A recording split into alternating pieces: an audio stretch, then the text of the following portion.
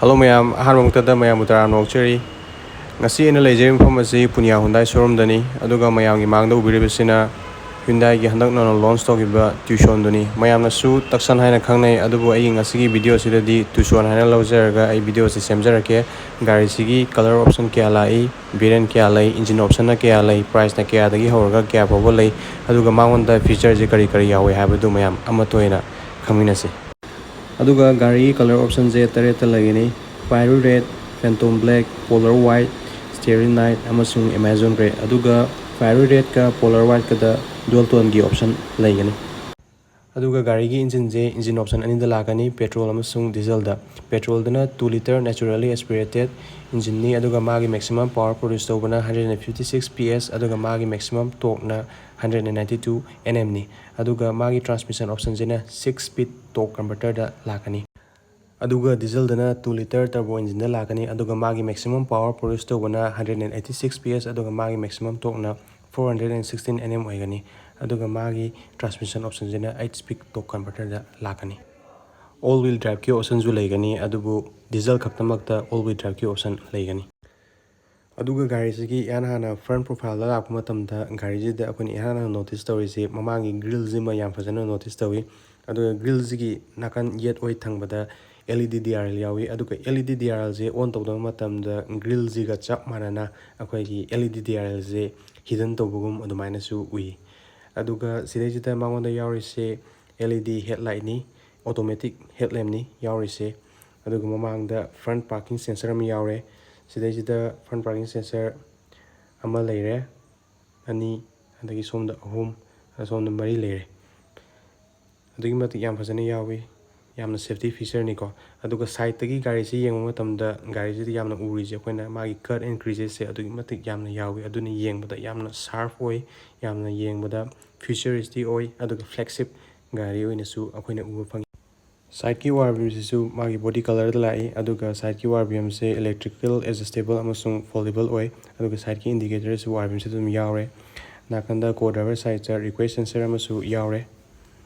yam fazaba yam nungai feature ni aduga magi ground clearance se 192 mm ni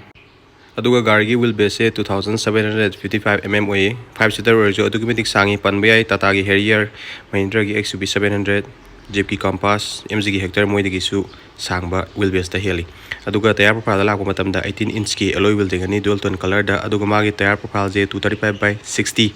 R18 da lakani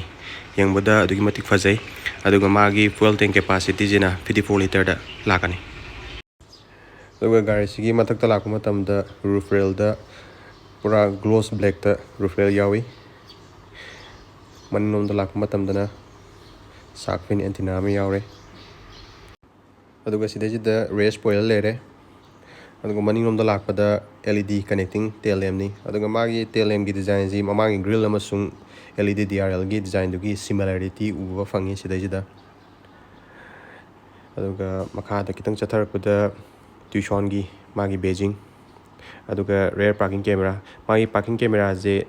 360 degree camera ni sidajida mangonda yarise defogger adagi Hyundai logo aduga sidajida mayamna rear wiper yaudena khanbiramgani ko adu yamna clever idea da sigi magi sigi makhasida haitare high mounted stop lagi makhasida load laga hidden noina thami high mounted stop na lere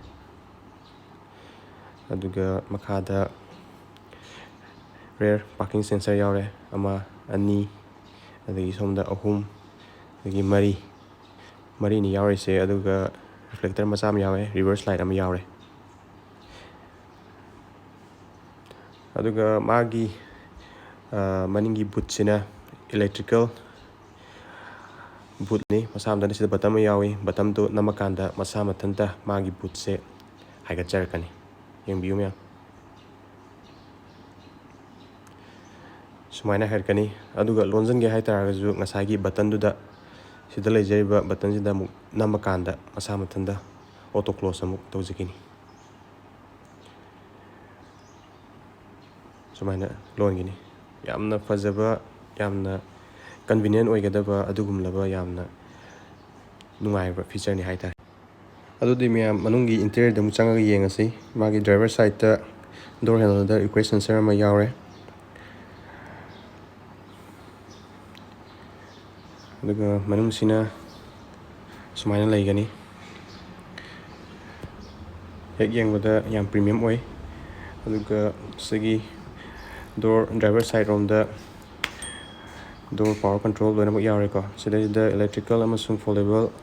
ORBM ni. There's a stable ORBM is a stone later. The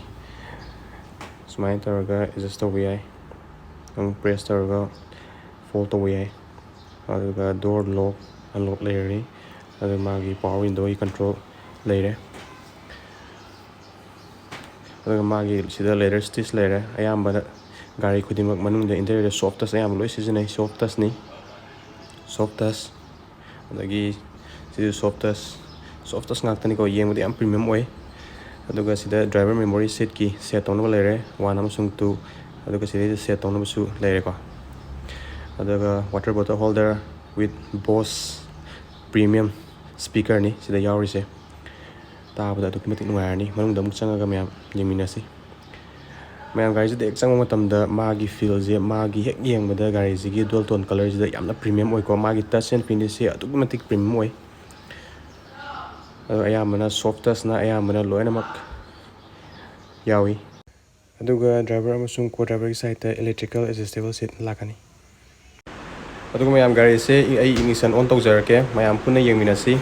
Aduga sida engine push button start stop button layer. Aduga magi instrument cluster je fully digital 10.25 ki instrument cluster ni sida tire pressure monitoring system yaure.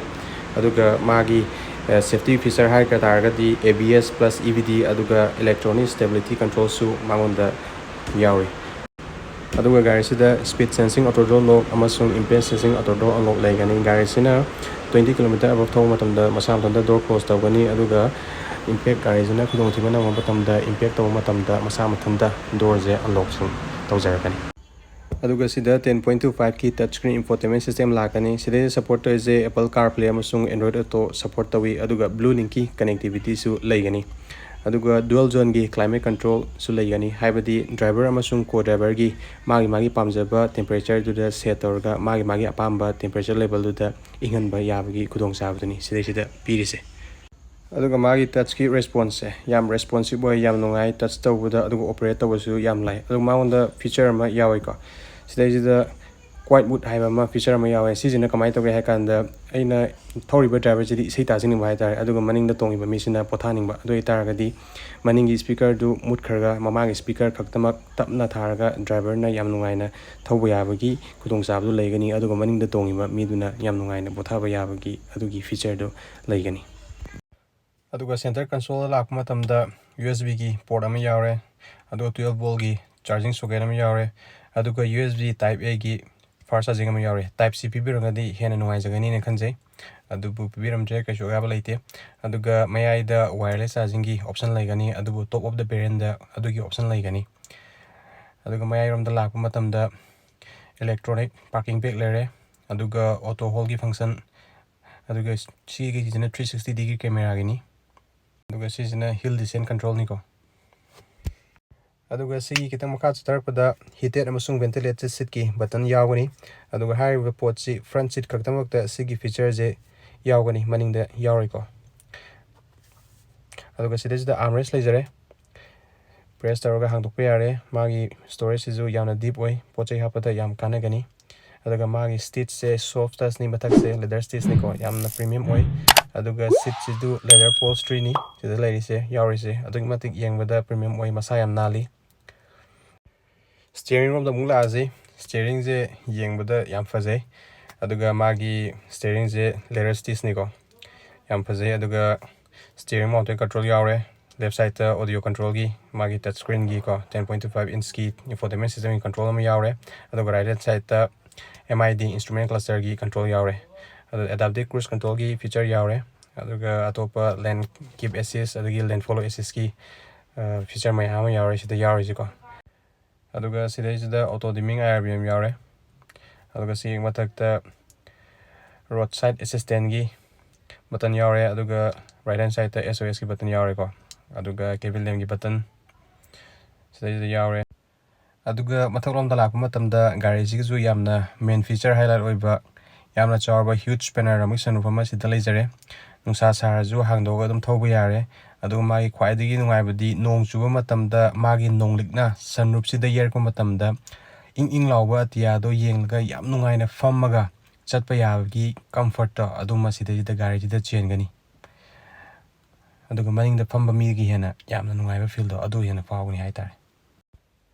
Centre ꯀꯟꯁꯣꯜꯗ ꯑꯃꯨꯛ ꯂꯥꯛꯆꯒꯦ ꯑꯁꯤꯗꯩꯁꯤꯗ ꯗꯤꯐ꯭ꯌꯨꯁ ꯍꯥꯏꯕ button ꯌꯥꯎꯔꯤꯁꯦ ꯃꯥꯒꯤ ꯀꯥꯟꯅꯕꯁꯤꯃ ꯑꯩ ꯃꯌꯥꯝꯗ ꯁꯤꯌꯔ ꯇꯧꯖꯔꯝꯒꯦꯀꯣ ꯑꯗꯒꯤ ꯃꯌꯥꯏꯁꯤꯗ AC van ꯑꯅꯤ ꯑꯃ ꯌꯥꯎꯔꯦ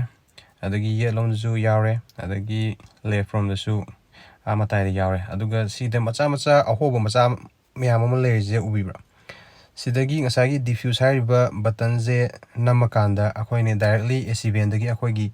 ꯃꯥꯏꯗꯅꯤ ꯈꯪꯗꯦ ꯕꯣꯗꯤꯗꯅꯤ ꯈꯪꯗꯦ ꯐꯨꯕꯗꯣ ꯑꯗꯨꯒꯤ ꯐꯨꯕꯒꯤ ꯑꯋꯥꯕꯗꯨꯃ ꯂꯩꯔꯔꯣꯏ ꯉꯁꯥꯏꯒꯤ ꯗꯤꯐ꯭ꯌꯨꯁ ꯍꯥꯏꯔꯤꯕꯁꯦ ꯍꯦꯛ ꯅꯝꯃꯀꯥꯟꯗ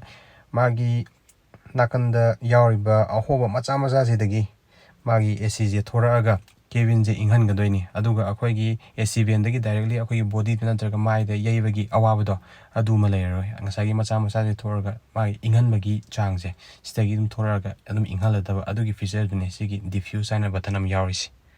अदुगा गारिजी ख्वाइदगी मेन हाई फीचर मसु यावरिको अदुदी ADAS advance driver assistant system हाइबनी सिदैजदा only top of the line variant द खक्ता पेट्रोल अमसुंग डीजल दे ADAS की फीचर जे यावगनी अदुगा मागी मेन फीचर जे तरानितो यावी अदुसिंदुदी adaptive cruise control forward collision warning lane follow assist and lane keep assist aduga lane departure warning adagi blind spot warning and monitoring